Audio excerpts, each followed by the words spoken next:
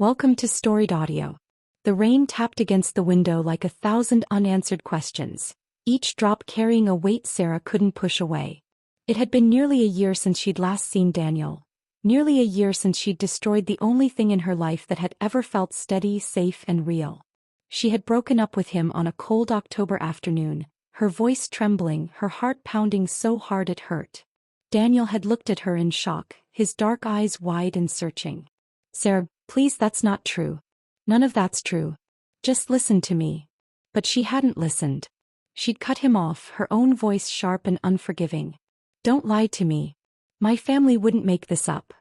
The memory haunted her now, a ghost that followed her into every quiet moment. Her parents had told her Daniel was unfaithful, that they'd seen him with someone else, that he had spoken ill of her behind her back.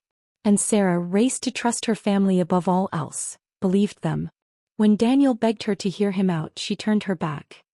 He left within a week, moved several states away, taking nothing but his car, his dog-eared novels, and the pieces of a heart she had shattered.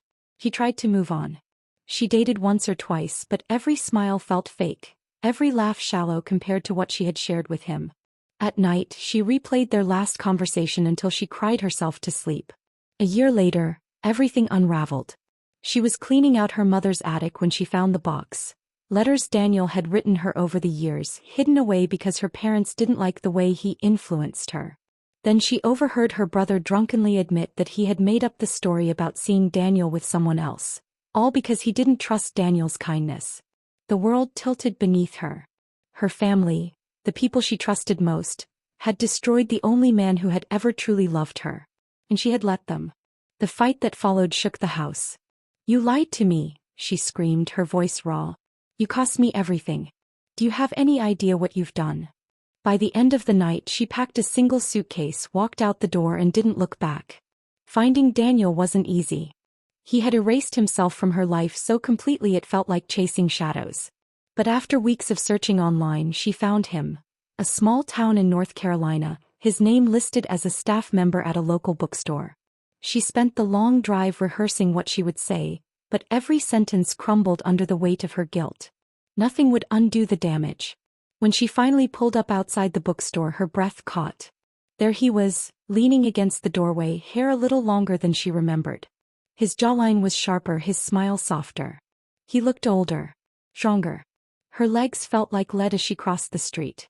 "Daniel," she whispered. His head lifted, eyes narrowing as they fell on her. For a second something flickered, shock, maybe even longing, but it vanished just as quickly. "What are you doing here?" His voice was calm, almost cold. I needed to see you." "Well, you've seen me." He turned and walked inside. Sarah followed, her heart pounding. "Please, Daniel. Just give me a chance to explain." "Explain?"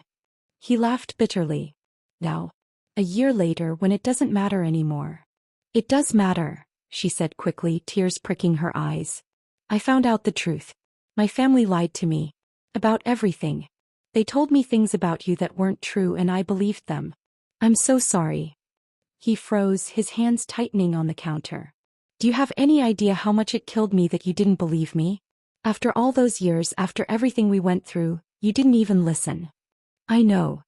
Her voice cracked. "That's what hurts the most. I didn't trust you and I should have.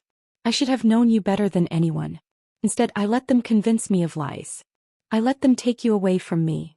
Daniel shook his head, looking away. "I begged you, Sarah. I told you the truth and you wouldn't hear it. Do you know what that felt like? To know the woman I loved thought I was capable of betraying her like that." Tears spilled down her cheeks. "I can't take back what I did. But I need you to know, I'll never doubt you again. I'll never put anyone's word above yours. Please, please give me another chance." For a long time Daniel said nothing. He leaned against the counter, staring at the floor, his jaw tight. Finally he looked up, his eyes glistening. "I never stopped loving you, Sarah. That's the worst part. I wanted to hate you but I couldn't. You were in everything I did, every thought, every dream. But love isn't enough when trust is broken." Her chest tightened. "Then let me earn it back. Let me prove I'll never hurt you like that again." Daniel exhaled slowly. "You don't just walk back into someone's life and expect things to go back to the way they were. I built something here. I had to start over. And you broke me. It's going to take time. I'll give you all the time you need, she whispered. I'll wait as long as it takes. Sarah found an apartment a few blocks from the bookstore. It was small with peeling wallpaper and creaky floors, but it was hers. Every morning she stopped by the shop, sometimes just to say hello, sometimes to buy a book she didn't need. At first, Daniel was distant, polite but careful, his walls firmly in place. But slowly the ice began to thaw. They started having coffee on Sundays, then dinners once a week. Conversations that had once been tense grew easier, warmer, familiar. Still, there were moments when she caught a shadow in his eyes, moments when he pulled back just enough to remind her of the pain she had caused. One evening, as they walked home from dinner, Sarah stopped him under a streetlight. I know you don't fully trust me yet, she said softly. And I don't blame you. But I need you to know, I'm not going anywhere. Not this time. Not ever again. Daniel studied her for a long moment before nodding. Then maybe we can try. Slowly. Carefully. But we can try. Months passed and their bond grew stronger. It wasn't the same as before. It was quieter, more cautious, like a fragile glass sculpture they were both afraid to shatter. But it was real. Sarah sometimes wondered if he would ever fully forgive her, if the scars of her betrayal would always linger.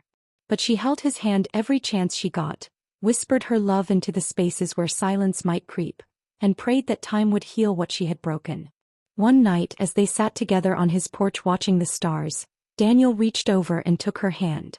You know, he said quietly, I didn't think we'd ever get back here. I thought we were gone for good. So did I, she admitted. But I'm not letting go this time.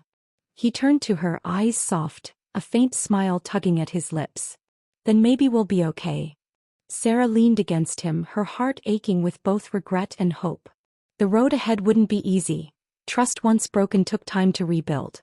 But she would spend the rest of her life proving she would never doubt him again. And maybe, just maybe, that would be enough. Subscribe to the channel for more audio stories.